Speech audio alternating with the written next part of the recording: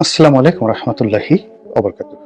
সম্মানিত দর্শক, মার্কিন প্রেসিডেন্ট ডোনাল্ড ট্রাম্প ক্ষমতায় আসার পর একের পর এক প্রলয়ঙ্কারী ঘটনা ঘটিয়ে যাচ্ছেন। নিজ দেশের অভ্যন্তরে এমন সব যুগান্তকারী সিদ্ধান্ত তিনি নিচ্ছেন যা কিনা পুরো মার্কিন সাম্রাজ্যের ১০০ বছরের ইতিহাসকে রীতিমতো উলটপালট করে দিয়ে যাচ্ছে। তার অনেক সিদ্ধান্ত আন্তর্জাতিক ব্যাপারে, সেটি মধ্যপ্রাচ্য, Europe, Latin America, Canada, Australia থেকে শুরু করে একেবারে আমাদের দক্ষিণ পূর্ব এশিয়ার অনেক দেশের রীতিমতো ভাগ্য নিয়ে টানাটানি শুরু হয়ে গেছে। এবং তিনি এই সময়টিতে এসে তার জিদ আমেরিকা ফার্স্ট এবং তার টার্গেট যে কোনো মূল্যে আমেরিকার স্বার্থ অক্ষুণ্ণ রাখতে হবে এবং অপ্রয়োজনীয় অর্থ ব্যয় করা যাবে না।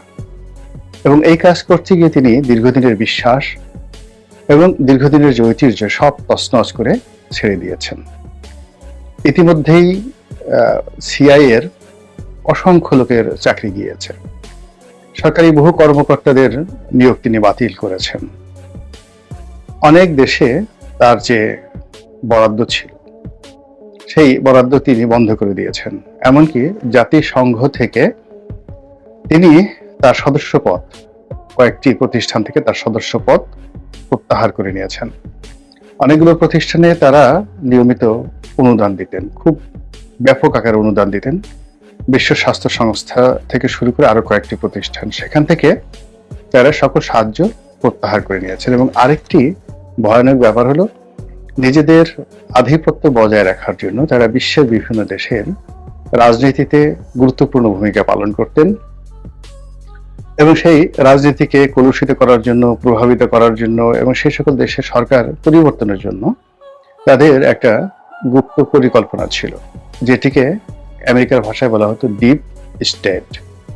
তো সেই ডিপ স্টেট পরিকল্পনার অধীন তাদের রাষ্ট্রীয় প্রতিষ্ঠান ইউএসএআইডি, অর্থাৎ মার্কিন যুক্তরাষ্ট্রের যে সাহায্য সংস্থা, এই প্রতিষ্ঠানটির মাধ্যমে হাজার হাজার কোটি মার্কিন ডলার, হাজার হাজার কোটি মার্কিন ডলার বিশ্বের বিভিন্ন দেশে তারা নিয়মিত খরচ করতেন। এখন আমাদের এই বাংলাদেশে এবং ভারতে ডিপ স্টেটের ভূমিকা কি, এগুলো নিয়ে অনেক আগের থেকে আলোচনা হচ্ছিল। এবং শেখ হাসিনা যখন প্রধানমন্ত্রী ছিলেন, তিনি অনেকটা ঠোঁটকাটা স্বভাবের মানুষ ছিলেন। ফলে তিনি খোলামেলা ভাবে সব কথাই তিনি বলে দিতেন যে আমার কাছে এখন এই সেন্ট মার্টিন চাচ্ছে, আমি যদি সেন্ট মার্টিন দিয়ে দিই তাহলে তারা আমাকে ক্ষমতায় রাখবে, আর সেন্ট মার্টিন না দিলে ক্ষমতায় রাখবে না। এরপর ইমরান খান যখন ক্ষমতাচ্যুত হলো, তিনি একেবারে সরাসরি ডোনাল্ড লু নামক একজন ব্যক্তিকে আঙ্গুলে নির্দেশ করে বললেন তার চক্রান্তে পাকিস্তান সেনাবাহিনী এবং পাকিস্তান সেনা গোয়েন্দা সংস্থা আইএসআই তারা অর্থ বিনিয়োগ করে তারা এই ইমরান খানের সরকারকে তারা হটিয়ে দিয়েছে। এবং ইমরান খানকে পার্লামেন্টারি কুয়ের মাধ্যমে সেই ডিজেল মাওলানা নামক জনকে মাওলানা ফজলুর রহমান সেই গ্রুপকে খেপিয়ে দিয়ে যেভাবে মার্কিন যুক্তরাষ্ট্র সেখানে খেলা খেলেছে এবং ইমরান খানকে যেভাবে জেলে নিয়েছে, সেই বিষয়টি শেখ হাসিনার জন্য একটা অশনি সংকেত ছিল। ফলে ইমরান খানের পতনের পর শেখ হাসিনার পতনের প্রহর তিনি গুনছিলেন এবং ডোনাল্ড লু খুব ঘন ঘন বাংলাদেশে আসছিলেন। এবং ডোনাল্ড লু যেই কয়বারই বাংলাদেশে এসেছিলেন, সেই কয়বারই বাংলাদেশে রীতিমতো লু হাওয়া বয়ে গিয়েছিল, কম্পন শুরু হয়েছিল রাজনীতির অঙ্গনে।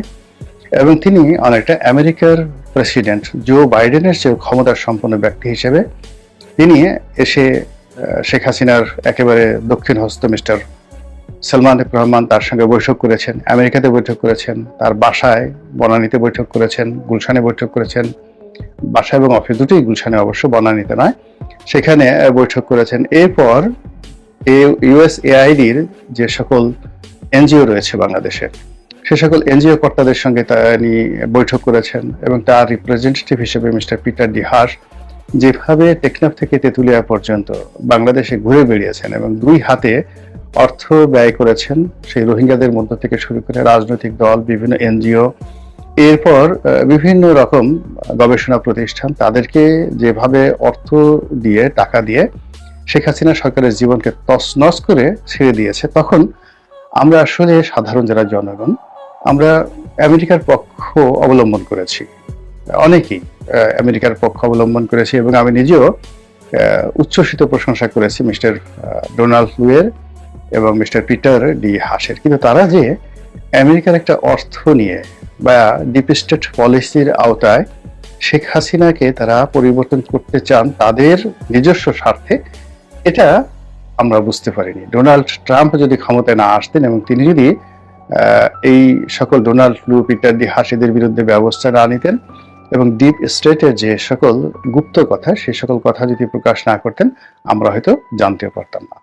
এখন যেটা আমরা জানতে পারছি সেটি হলো ডোনাল্ড ট্রাম্পের বক্তব্য অনুযায়ী তার পূর্বসূরি মিস্টার জো বাইডেন, তার সরকার এই বাংলাদেশে $29 মিলিয়ন, 29 অর্থাৎ $29 মিলিয়ন বাংলাদেশি টাকায় মোটামুটি 350 কোটি টাকা খরচ করেছে ডিপ স্টেটের নামে।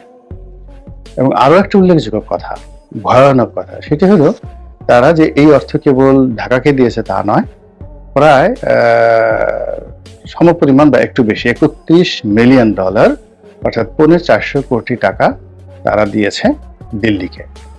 এবং আরো আশ্চর্য ব্যাপার হলো যে দিল্লির অভ্যন্তরীণ রাজনীতিতে এই টাকা খরচ করার কোনো প্রয়োজন ছিল না, দরকার ছিল না। এর কারণ হলো সেখানে নরেন্দ্র মোদী ক্ষমতায় ছিলেন এবং নরেন্দ্র মোদী গণতান্ত্রিকভাবে নির্বাচিত, এবং সেখানে যে হেডের উপর এই টাকাটা খরচ করা হচ্ছিল সেখানে সেই সকল শিরোনাম বা সেই সকল হেডের কোনো কার্যকারিতা নেই।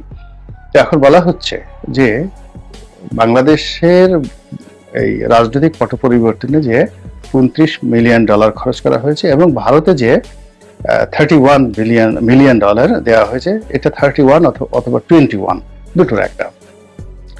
এই টাকাও মানে ইউএস এইড দিল্লি তারা বাংলাদেশে খরচ করেছে, অর্থাৎ কৌশলগত কারণে হয়তো তারা সরাসরি দুটো অ্যামাউন্ট অর্থাৎ 21 মিলিয়ন বা 31 মিলিয়ন প্লাস বাংলাদেশের 29 মিলিয়ন, এই দুটো একত্রে বাংলাদেশের জন্য খরচ তারা হয়তো করতে পারেনি টেকনিক্যাল কারণে। এই জন্য টাকাটা তারা দিল্লি ইউএস এইডকে দিয়েছে আর বাংলাদেশ ইউএস এইডকে দিয়েছে। বাট দিল্লি ইউএস এইড এটা আবার তাদের যে সকল সোর্স আছে, দিল্লির যে সকল থিঙ্ক ট্যাঙ্ক আছে, সে সকল থিঙ্ক ট্যাঙ্কের মাধ্যমে তারা বাংলাদেশে সেই টাকা খরচ করেছে। ফলে শেখ হাসিনার জামানাতে আমরা একই সময় যেমন দেখেছি যে দিল্লি শেখ হাসিনার পক্ষে কথা বলেছে, কিন্তু আনন্দবাজার থেকে শুরু করে আরো অনেক গণমাধ্যম, ভারতের প্রথম শ্রেণীর গণমাধ্যম, তারা কিন্তু শেখ হাসিনার বিরুদ্ধে কথা বলেছে। এবং দিল্লির অনেক থিঙ্ক ট্যাঙ্ক, অনেক রাজনৈতিক ব্যক্তিবর্গ তারা নিয়মিত বাংলাদেশে আসতো এবং তারা ঢাকা ক্লাবে বসে বা এখানে বিভিন্ন সভা সমিতি সেমিনার করে অথবা গান বাজনা করে ঢাকা ক্লাবে বিভিন্ন রকম অনুষ্ঠান করে এই সরকার বিরোধী অর্থাৎ শেখ হাসিনা বিরোধী চক্রান্ত তারা চালিয়ে যেত।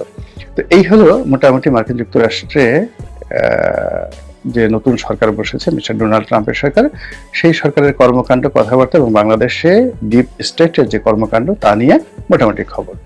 এখন প্রশ্ন হলো যে মিস্টার ডোনাল্ড ট্রাম্প তার এই বক্তব্যের এই জায়গা থেকেই থেমে থাকবেন নাকি আরো একটু এগোবেন? যদি তিনি আরো একটু এগোন এবং বলে দেন ইউএস এইডের মাধ্যমে যে সেই টাকা কাকে কত টাকা দেওয়া হয়েছে, যেমন বাংলাদেশে সরাসরি যে 350 কোটি টাকা দেওয়া হয়েছে বা ভারতের মাধ্যমে যে টাকা বাংলাদেশে এসেছে, সেই টাকা মূলত কোন কোন খাতে খরচ হয়েছে, বছর ওয়ারি কোন বছরে কত টাকা খরচ হয়েছে এবং সেই সকল টাকা কোন কোন প্রতিষ্ঠানে দেওয়া হয়েছে।